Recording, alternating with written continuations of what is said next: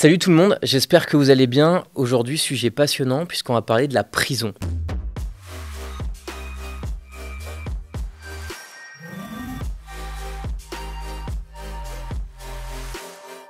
Alors on a tous vu la série Prison Break ou bien des films comme Évasion ou Alcatraz qui dépeignent les prisons comme des lieux de tension, de violence, de lutte entre communautés. Pourtant, c'est évidemment pas que ça la prison, on est même assez loin de la réalité. La très large majorité des gars que je vois sont bienveillants, contents d'avoir de la visite. Et vous allez le comprendre en découvrant le témoignage passionnant de Frédéric Ménigoz. Il est aumônier des prisons. Son métier, c'est donc d'apporter une écoute, un soutien, une présence aux détenus. On a tous, finalement, on a tous quelque chose d'obscur, de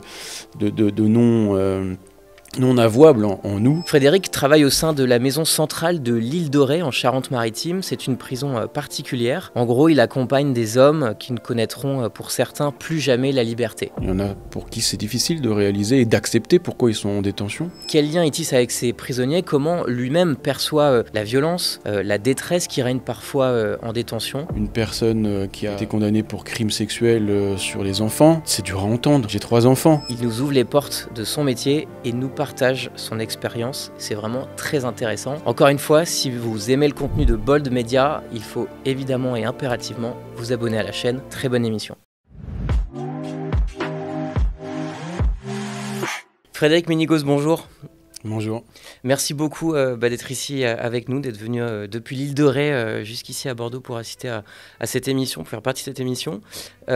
Frédéric, donc j'ai expliqué que tu étais aumônier des prisons à la maison centrale de l'île de Ré, de Saint-Martin-de-Ré très précisément. C'est quoi concrètement ton métier? Alors le rôle d'aumônier de prison, c'est le code de procédure pénale qui le définit. Il est là, l'aumônier de prison est là pour apporter assistance religieuse, spirituelle et morale à la personne détenue. Ça fait 17 ans que tu fais ça. Oui. Donc ça fait quand même déjà quelques années. C'est une fois par semaine, tous les mardis. Pourquoi tu as décidé de te lancer là-dedans, d'aller justement à la rencontre de détenus dans les prisons? Bon, c'est un peu un concours de circonstances qui m'a amené à être aumônier de prison. J'étais sur une autre île à La Réunion. Et puis voilà, l'aumônier régional cherchait des aumôniers pour un établissement précis. Il n'y avait plus d'aumôniers. J'ai candidaté et j'ai été pris. Mais j'ai candidaté voilà, sans connaissance aucune du milieu pénitentiaire, avec pas mal d'a priori comme on peut avoir quand on n'a jamais mis les pieds dans une prison. Et voilà, j'ai cheminé. J'avais envie de me rendre utile auprès de personnes exclues, de personnes chargées et qui avaient des choses à dire, à raconter. Et qui avaient besoin d'exprimer des choses. Donc c'est en quelque sorte la motivation, c'est de rentrer en contact avec des personnes exclues et qui vivent des choses noires, difficiles. Alors, pour préciser, toi, tu es aumônier protestant des prisons. C'est-à-dire que toutes les religions sont représentées, enfin une grande partie des religions qui existent en France sont représentées dans les prisons. Il y a des aumôniers catholiques, musulmans. Ouais. Il y a des aumôniers catholiques avec qui je m'entends très bien, on travaille ensemble. Les aumôniers musulmans également. Il y a des aumôniers israélites, aumôniers orthodoxes. Il y a des aumôniers témoins de Jéhovah et des aumôniers bouddhistes. Ok. Alors comment ça se passe? Est-ce que il y a des religions qui sont plus ou moins représentées chez les aumôniers qui vont dans les prisons? Ouais, bah, ça dépend des établissements. Il y a des aumôniers qui sont plus ou moins présents. Voilà, c'est pas facile de trouver des aumôniers dans tous les établissements et de toutes les religions. D'abord, il y a tous les détenus, toutes les religions ne sont pas représentées au sein de la population carcérale dans tous les établissements. Donc il y a des aumôniers, par exemple l'aumônier israélite, on le voit assez rarement. L'aumônier musulman, on aimerait bien le voir un peu plus. Il y a des besoins, il y a des attentes. Ouais. Mais au quotidien, c'est surtout avec l'aumônier catholique que je travaille et je dirais l'essentiel sur la maison centrale de Saint-Martin-de-Ré, l'essentiel de la demande, c'est les détenus chrétiens qui formulent les demandes. Alors cette prison, elle est particulière, je le disais en introduction, c'est une prison qui est destinée à des détenus qui font des longues peines. Est-ce que tu peux nous l'expliquer ? Oui, c'est une maison centrale. Alors il faut connaître la différence entre dans les différents établissements. Donc il y a les maisons d'arrêt, qui sont les maisons pour les préventives, et ceux qui sont en cours d'instruction, et pour les courtes peines, moins de 2 ans. Il y a les centres de détention, donc ce sont des détenus qui ont été condamnés à des peines courtes ou moyennes, jusqu'à de 2 ans jusqu'à 8-9 ans. Voilà.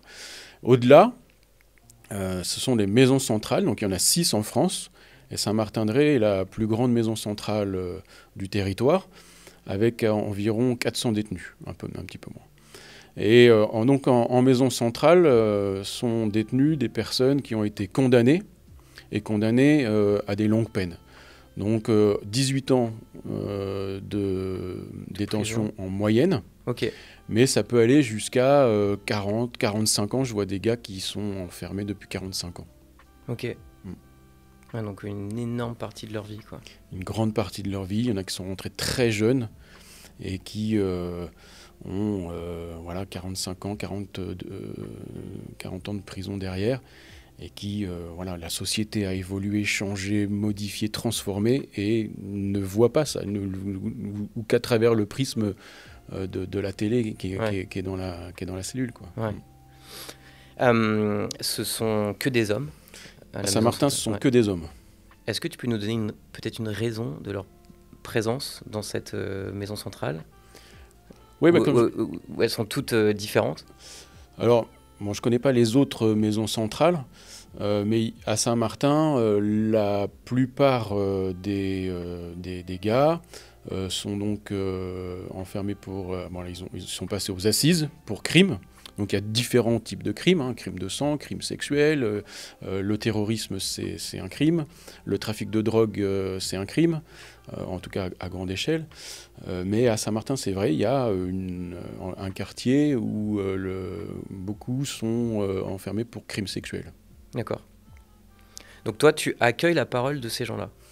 J'accueille la parole de toutes les personnes détenues qui en font la demande. Okay. Quel que soit leur crime, leur passé, c'est pas là-dessus que ça se fait. Ok. Quel est ton rapport justement avec ces détenus ? Est-ce qu'il y en a que tu vois plus souvent que d'autres ? Oui, bien sûr. Est-ce que même tu as pu peut-être nouer des liens particuliers ? Exactement. Bon, le rôle de l'aumônier en maison centrale, il va être très différent de l'aumônier en maison d'arrêt, où il y a un turnover assez fréquent. C'est-à-dire que les gars vont passer quelques mois en détention. Oui, parce que la maison d'arrêt, c'est des peines plus courtes. Voilà, des peines plus courtes. Au bout de quelques mois, ils sortent, l'aumônier n'a plus de contact. En maison centrale, on a, je dirais, le temps. Le temps de construire quelque chose avec la personne détenue, de construire une confiance, une relation de confiance. On va prendre le temps de se connaître, de partager des choses, de l'ordre de l'intime, des choses qui pèsent, des choses lourdes. Et ça se fait dans le temps. C'est-à-dire qu'on ne va pas débarquer comme ça dans une cellule en disant vas-y, débarque tout ton sac. Non, ça se fait avec, surtout dans un milieu d'hommes, un milieu où c'est pas facile de se confier, de confier des choses. Donc il faut y aller avec le respect de la personne et le respect de la parole qui sera donnée. Ça demande du temps. Donc oui, il y a des personnes que je vois plus souvent parce qu'elles sont dans l'attente de voir un aumônier plus souvent. Et puis d'autres de manière régulière, mais plus espacée, en fonction de l'attente, de la demande et de la personne, de l'individu. Mais toi, parce que tu es protestant, est-ce que ça veut dire que les détenus que tu reçois sont protestants ? Non. Non, c'est des détenus qui sont en recherche, qui sont... qui veulent voir un aumônier pour différentes raisons. Ça peut être pour pour faire, voilà, pour pratiquer le fait religieux à travers la prière ou la lecture de la Bible, mais ça peut être aussi juste pour échanger, pour partager, parce que ils voient personne de l'extérieur pendant de très longues périodes. Donc ça leur fait du bien de parler, ça leur fait du bien de voir que quelqu'un les écoute. Voilà, donc ceux que je vais voir ne sont pas forcément protestants, ne sont pas forcément chrétiens, mais ça les intéresse de parler à un aumônier. Alors, quand tu dis que tu noues des relations, ça veut dire quoi? Quand toi, tu vas les voir, de quoi ils ont besoin de te parler? En général, d'abord on prend des nouvelles, comment ça va, comment s'est passée ta semaine, si je connais le contexte, je peux demander des nouvelles de la famille ou des nouvelles des proches de cette personne. Voilà, souvent ils sont isolés de la famille et des proches. Donc bon, voilà, ça va être des nouvelles, je dirais, comme on pourrait avoir une conversation avec monsieur tout le monde. Est-ce que tu as vu les infos? Est-ce que tu as vu les résultats sportifs? Il fait beau, la météo, etc. Voilà, on démarre une conversation, comme on fait avec tout à chacun. Ouais. Et puis, voilà, on va petit à petit essayer à travers des sujets un peu plus touchy, des sujets un peu plus sensibles, essayer d'aller creuser sur les difficultés vécues du moment, sur les défis, sur les difficultés relationnelles avec les autres détenus, avec le personnel, les difficultés à réaliser le pourquoi de leur présence en détention. Il y en a pour qui c'est difficile de réaliser et d'accepter pourquoi ils sont en détention. Et finalement d'accepter qui ils sont, parce que c'est difficile à accepter, difficile à envisager. Donc toi, tu as accès forcément aux prisons, comme la plupart des aumôniers des prisons. Aux cellules. Aux cellules, ouais. Et tu me disais d'ailleurs que tu avais même les clés, la clé de plusieurs cellules, ou même les clés des cellules. Ouais. C'est une clé, en général c'est une clé, une belle clé à l'ancienne, comme on se l'imagine. Et puis elle donne accès effectivement elle ouvre toutes les cellules de la prison. Donc je toque à la cellule, et puis j'ouvre avec la clé, et je dis voilà, c'est Fred, est-ce que tu veux une visite aujourd'hui? Est-ce que tu veux qu'on parle? Est-ce que tu veux qu'on échange? Et s'il a le temps en général, voilà, bien sûr, j'entre. Oui, donc c'est pas comme un parloir, il n'y a pas un endroit à part dans lequel vous retrouvez. C'est toi qui rentres vraiment à l'intérieur de leur cellule. Je rentre à l'intérieur de la cellule. Ok.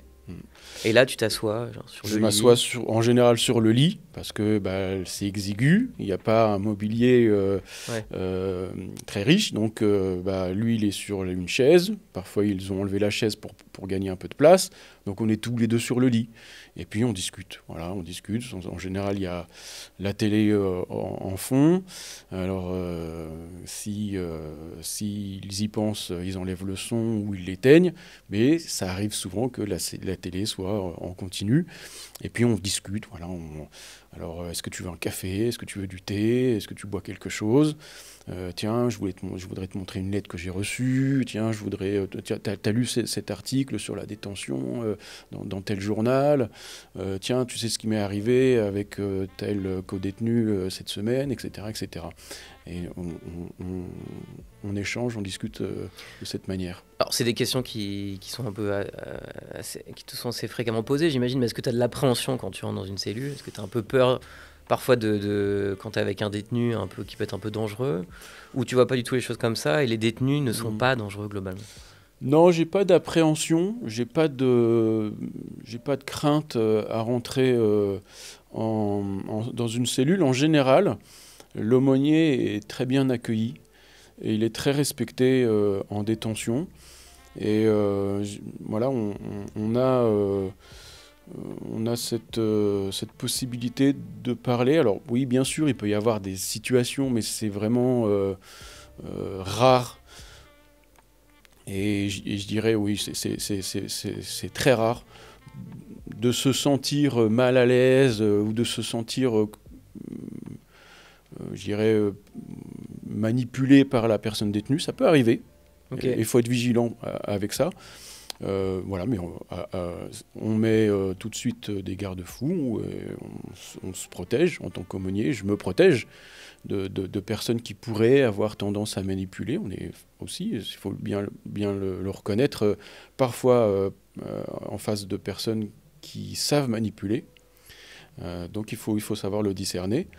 Mais la très large majorité des gars que je vois sont bienveillants, sont plutôt contents d'avoir de la visite et ne comprendraient pas qu'un autre détenu et n'accepteraient pas qu'un autre détenu voilà, porte atteinte à l'aumônier de quelque manière que ce soit. Ça serait très mal vu en détention de porter atteinte à l'aumônier. Alors, on en a parlé un petit peu. Donc, tu peux avoir des rapports parfois proches avec des détenus, des discussions, donc tu le disais. Au début, c'est un peu le quotidien, les résultats sportifs, etc. Après, assez rapidement, quels sont, selon toi, les sujets de fond pour eux? Quelles sont vraiment leurs souffrances profondes? Parce qu'encore une fois, ce sont des détenus qui vont purger des longues peines, voire des très longues peines, Ouais. voire même pour certains qui ne verront jamais l'extérieur, quoi. Ouais. Bah, bien sûr, il y a le fait de subir la violence de la détention. Donc souvent, ça va être des détenus qui vont raconter leur détresse. Voilà ce qu'on m'a fait cette semaine. Voilà encore, ils ont besoin de montrer qu'ils sont encore combatifs. Ils ont besoin de montrer qu'ils ils ne subissent pas toujours la détention, mais ils sont acteurs et finalement, c'est leur manière de dire je suis encore vivant, quoi. Je suis encore là. Vous m'oubliez pas. Je suis pas dans un tiroir qu'on oublie, quoi. Ouais. Donc oui, on va essayer de voir un petit peu cette détresse, la détresse d'être isolé de ses proches, isolé de sa famille. C'est quelque chose d'assez violent. Est-ce que tu parles d'isolement? Est-ce qu'il y a de la solitude au bout d'un moment? Il y a C'est-à-dire, énormément de solitude. Ouais. Énormément Est-ce que de ce sont des solitude. gens qui, globalement, au bout d'un moment, sont abandonnés, quoi, par leurs proches et leur famille? Souvent, là en tout cas à Saint-Martin, la nature des faits qui leur sont reprochés fait que la famille s'éloigne. La famille s'isole ce sont des gars qui n'ont plus de parloir, qui n'ont plus de visite, qui n'ont plus de contact avec l'extérieur ou par téléphone. Bon, voilà. Donc, quelqu'un qui vient les visiter, c'est toujours voilà, un bol d'oxygène, une fenêtre vers l'extérieur qu'ils sont heureux de pouvoir vivre. Est-ce que tu as des belles histoires, justement? Est-ce que tu as des anecdotes autour de ça? Tu as une rencontre que tu as pu faire? Est-ce que ça va aussi un peu dans les deux sens? C'est-à-dire que toi, tu nourris ces détenus et j'imagine que toi aussi, eux doivent te nourrir. Ah, mais complètement. Et d'ailleurs, même au-delà de ce que je pensais et espérais quand j'ai commencé le rôle d'aumônier, c'est-à-dire que je suis vraiment nourri par la qualité de ces rencontres. J'ai pour souvenir un détenu qui est sorti il n'y a pas longtemps, l'année dernière. On se connaissait depuis presque 10 ans, où on échangeait, on partageait. Il y a eu des hauts, il y a eu des bas, parce que voilà, le moral, la santé des personnes détenues fait que parfois on les voit plus souvent, moins souvent. Parfois ils sont en colère, parfois il y a de la distance. Et puis là, ce détenu, donc, ça faisait quelques mois qu'il préparait sa sortie. Et je me souviens, la dernière rencontre, j'étais donc assis sur son matelas, lui était à côté, et on savait que c'était la dernière fois qu'on se voyait, parce qu'après il était transféré dans un autre établissement sur son île à l'autre bout du monde. Mmh. Il allait être libéré après quelques semaines dans un autre établissement. Et on savait que c'était la dernière fois qu'on se voyait. Et là, tous les deux, on s'est mis à pleurer. Parce qu'on avait vraiment construit quelque chose. Et c'était à la fois... Mais c'était très étrange comme sentiment, parce que c'était à la fois de la joie, parce qu'il va y avoir une nouvelle étape, la vie dehors, la libération. Donc c'est quand même un soulagement. Mais il y avait aussi beaucoup de peur de sa part, parce que sortir après 20 ans de prison, ça fait peur. Ça fait peur parce que l'extérieur, est-ce que je suis prêt? Je vais retrouver mes proches. Quoi même, il n'en sait rien. Il ne connaît pas la société comme la crainte comme elle a évolué. De la société telle qu'elle a évolué. Ouais. Comment on va me considérer dehors? Comment je vais être accepté? Comment je vais évoluer dans cette société qui a tant changé alors que je suis... Voilà. Et donc il y avait tout ça qui était mêlé dans ces... Et donc on était tous les deux sur la banquette de son lit et on était dans l'émotion, on a pleuré tous les deux. Est-ce que la violence est une réalité en prison? Est-ce que ça, il t'en parle, les détenus? La violence, elle est quotidienne en prison. C'est une réalité. Sous quelle forme? Entre détenus Alors c'est ça qu'il faut imaginer. Bon, il y a plusieurs sortes de violences. Bien sûr, il y a la violence telle qu'on l'imagine, la violence physique, la violence du bruit, des personnes qui tambourinent sur les portes ou qui mettent la musique à fond, voilà, il y a toute ces bruits, cette atmosphère, cette ambiance, et la violence des coups, des raquettes, ça c'est des choses qui arrivent, mais surtout, je dirais avant tout, c'est la violence de l'isolement. Être isolé, être exclu, isolé des personnes proches, de la famille, être enfermé jusqu'à 18 heures par jour dans une pièce de 8 mètres carrés, c'est extrêmement violent. Voilà, avoir pour seule occupation regarder la télé ou s'informer, lire les journaux, c'est une journée, voilà, c'est déjà assez violent, mais pendant 15-20 ans, ça déconstruit un homme. C'est ça la violence de la détention de longue durée. Alors, tu me disais aussi qu'il y avait une ambiance particulière dans les maisons centrales. Il y a une sorte de code à respecter. Ouais. C'est-à-dire? Une maison centrale, c'est une atmosphère et une ambiance différente des autres établissements, parce que les gars sont là depuis... pour une longue durée, pour une longue peine. Donc il y a des codes qui s'installent entre détenus, le respect des anciens. Voilà, il y a des choses qui se font entre détenus, c'est des codes implicites. Et c'est très différent d'une maison d'arrêt. Donc quelqu'un qui viendrait avec les codes de la maison d'arrêt en maison centrale, ça perturbe, ça gêne. Et c'est mal vu. Et ça arrive que parfois un jeune vienne et puis veuille établir son trafic au sein de la centrale. Voilà, ça passe pas. Et pas seulement pour les détenus, mais aussi pour le personnel, pour les surveillants. Voilà, il y a des codes à respecter. Tout est ordonné. C'est pas la même ambiance qu'en maison d'arrêt ou en centre de détention. Ok. On peut faire aussi un petit point sur la surpopulation, parce que justement ça joue sur ces codes à respecter en maison centrale. Ouais. La surpopulation, c'est un gros sujet dans les prisons. Je vous donne des chiffres, donc des chiffres qui datent de janvier de cette année. 79 300 détenus pour un peu plus de 62 000 places. Donc ça veut dire qu'il manque beaucoup de places. Les maisons d'arrêt sont les plus touchées. Et je crois qu'il y a plus de 4 000 détenus qui aujourd'hui dorment par terre sur des matelas dans les cellules. Résultat, dans les maisons centrales, vous vous retrouvez avec des détenus de maisons d'arrêt. Aujourd'hui, le système pénitentiaire, il déborde.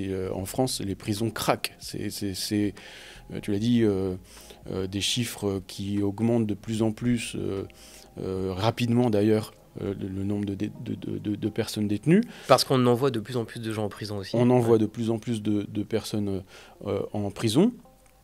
Et donc, en maison d'arrêt, ça craque. C'est essentiellement en maison d'arrêt. On a des taux d'occupation de l'ordre de 180, 200, 220% à Poitiers, à Gradignan, dans d'autres établissements et les maisons centrales de la région. Concrètement, normalement, c'est 2 lits. Et là, il y a 4 détenus pour 2 lits, donc 2 matelas par terre. Voilà, vivre au quotidien, même quelques mois, même quelques années, avec une surpopulation d'un côté Et de l'autre côté, la difficulté de l'administration pénitentiaire à recruter du personnel, voilà, les prisons craquent, les prisons débordent, c'est une réalité. Et alors les conséquences sur la maison centrale, c'est que ces détenus dont on ne sait plus quoi faire parce que les maisons d'arrêt craquent, où les centres de détention sont surpeuplés, parfois il faut les mettre en maison centrale, alors qu'ils n'ont pas le profil maison centrale. Ça arrive. Et là, ces derniers temps, oui, ça... Et pourquoi ça pose problème alors ? Ça pose problème parce que quelqu'un qui n'a pas la mentalité ou qui n'est pas fait pour être en maison centrale va venir avec ses habitudes de maison d'arrêt, de trafic, de raquettes, ou juste de mettre le bordel en cellule avec un co-détenu ou quoi, et ça passe pas. Les anciens ou le personnel de surveillance n'acceptent pas ça, quoi. Et même les détenus anciens, tu disais, parce que dans les maisons centrales, il y a un peu ce respect de l'ancien. Oui. Ça pourrait ressembler un peu à ce qu'on peut voir dans les films, quoi. Le détenu le plus âgé qui est respecté. C'est un peu comme ça que ça fonctionne ? Oui, il y a un respect pour l'ancien, oui. En tout cas, ça a tendance à changer, à évoluer. Mais oui, il y a quelques années, il y avait encore le respect de l'ancien sur les maisons centrales. Ouais. Je rappelle aussi que ce que tu fais, ton métier d'aumônier des prisons, c'est bénévole. C'est bénévole, c'est ça ? ouais. Okay. Donc tu passes beaucoup de temps à écouter la parole des détenus. Est-ce que c'est difficile pour toi, ce travail-là ? Est-ce qu'il y a des moments où tu as du mal à entendre ce qu'ils ont à dire et à rentrer à la maison avec cette parole qui peut parfois être lourde à porter ? Bien sûr, c'est ce qui se dit là dans l'exiguïté d'une cellule, c'est parfois très lourd à entendre. Est-ce que tu as des exemples que tu pourrais donner ? Voilà, quand un détenu raconte les faits qui l'ont conduit à être condamné, de crimes, de viols, de violences, ce qu'il a subi lui aussi. Est-ce que tu peux donner un exemple pour qu'on s'imagine bien ? Je vais pas donner d'exemple très précis, mais concrètement, une personne qui a été condamnée pour crime sexuel sur les enfants, c'est dur à entendre. En tant que papa, je suis papa, j'ai 3 enfants. Entendre qu'on porte atteinte à une personne physiquement, sexuellement, à un enfant, c'est en tant que personne, en tant que papa, ça me révolte, ça me dégoûte. Ouais. Donc entendre ce récit, c'est lourd. Et comment tu arrives à passer au-dessus ? Alors, est-ce que parfois tu dis stop ? Ouais. Il y a parfois, dans la manière de raconter un récit, de la manipulation de la part de la personne détenue, c'est-à-dire que raconter ce qu'ils ont fait, ça provoque une certaine jouissance, quoi, en tout cas un certain plaisir de l'imposer à une autre personne. Donc dans ce cas, ok, stop, on va passer à autre chose. Parfois c'est aussi un besoin d'exprimer, besoin que ça sorte. Donc c'est important de le laisser sortir. Il faut pouvoir l'écouter. Il faut pouvoir nuancer et savoir ce qui est de l'ordre de la manipulation et ce qui est de l'ordre de la... Je vais me libérer, j'ai besoin de ça. Et alors, si c'est vraiment... quand c'est très lourd, je me prends un temps pour... avant de rentrer à la maison et pas rentrer avec tout ça à la maison, un temps pour déposer, d'abord à Dieu, et puis faire le point, me calmer, dire je voudrais rentrer à la maison en ayant relâché ça. Tout simplement, je m'arrête sur le bord de la route, sur la plage, c'est l'île de Ré, on a la chance de pouvoir bénéficier de ces conditions-là, et puis faire, évacuer évacuer, mais quand même le garder pour une prochaine visite avec cette personne, et puis reprendre plus tard la discussion, mais sans que ça soit un poids trop pesant. Qu'est-ce que tu retiens, toi, de toutes ces années que tu as fait en prison et que tu continues à faire en prison ? Et est-ce que tu trouves que ce que tu fais là, c'est quelque chose que tu pourrais un petit peu... tu pourrais encourager les gens à peut-être le faire, quoi. Ouais, sans aucun doute. En tout cas, ce que j'encourageais, c'est changer son regard sur la personne détenue. Moi, j'ai changé. Je vais vous donner un exemple. Les toutes premières fois où j'allais, c'était en maison d'arrêt, où j'allais à la rencontre de personnes détenues. Le premier réflexe que j'avais quand je sortais de la prison, c'était me laver les mains. J'avais rencontré des personnes qui avaient des saletés dans leur cœur, des saletés sur leurs mains. Alors j'avais ce réflexe-là, il fallait que je me lave les mains. Parce que voilà, c'est cette idée-là qu'il y avait quelque chose de sale en eux.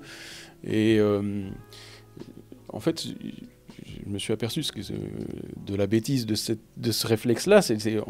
On a tous, finalement, on a tous quelque chose d'obscur, de non avouable en nous. Alors on ne passe pas tous à l'acte, comme les gars pourraient le faire, ceux qui sont condamnés pourraient le faire. Mais il y a, au fond, dans chaque personne, il y a un besoin d'espérance, il y a un besoin de vivre, il y a cette liberté, cette soif de liberté et de repentance, de pardon. Et alors c'est plus ou moins profond, c'est plus ou moins facile de l'exprimer pour certains. Mais quand on arrive à dépasser ce stade de je suis en face d'un criminel, on est avant tout en face d'une personne, d'un homme. Ça peut être pour d'autres aumôniers en face d'une femme, avec ses faiblesses, ses difficultés, avec ses failles, avec son passé difficile, mais aussi avec un avenir et une espérance. Donc c'est ça qu'il faut pouvoir articuler quand on va voir l'aumônier. Et moi, ça m'a fait le détenu, moi, ça m'a fait énormément de bien de pouvoir changer mon regard en disant on est en face d'hommes qui sont sur un chemin, en route, pour comprendre, pour saisir, pour changer. Changer parce que finalement... leur crime ne les définit pas pour toujours. On a tous le droit au changement, on a tous le droit à la repentance et de réaliser que ce qu'on a fait par le passé, c'est mauvais et avoir un chemin d'espérance pour le futur. Est-ce que tu as des exemples de détenus qui ont changé grâce à ton accompagnement ? Tu sens que vraiment tu leur as apporté quelque chose de déterminant ? Modestement, on pourrait dire. Je ne vais pas non plus prétendre être l'élément déclencheur, mais il y a pas mal d'exemples de détenus qui, parce qu'ils ont eu accès à quelqu'un qui les a écoutés, qui les a considérés, respectés, ont réalisé des choses personnelles, en termes de pardon, par exemple, c'est-à-dire se pardonner à soi-même d'abord, par rapport à ce qu'on a fait, entamer des démarches de pardon envers les victimes ou les proches des victimes, et puis envisager un avenir. D'ailleurs, voilà, concrètement, ils ont changé, ils regrettent, ils veulent construire l'avenir, et ils sont prêts à construire un avenir alors que c'était difficile auparavant. Donc on en parle, oui, on parle de l'avenir, on parle de la sortie, on parle de comment préparer la sortie, et puis des personnes qui, en détention, font des rencontres spirituelles, et qui demandent par exemple à être baptisées en détention. C'est arrivé. Ce que l'administration reconnaît comme un des aspects de l'aumônerie, c'est que ça a un effet positif en termes de pacification de l'atmosphère de la détention. Donc, en général, le personnel pénitentiaire est plutôt heureux que l'aumônier puisse intervenir parce que ça permet aux gars de voilà, descendre en pression, échanger, parler, discuter, et puis être un facteur de paix en détention. Merci beaucoup Frédéric. Avec plaisir.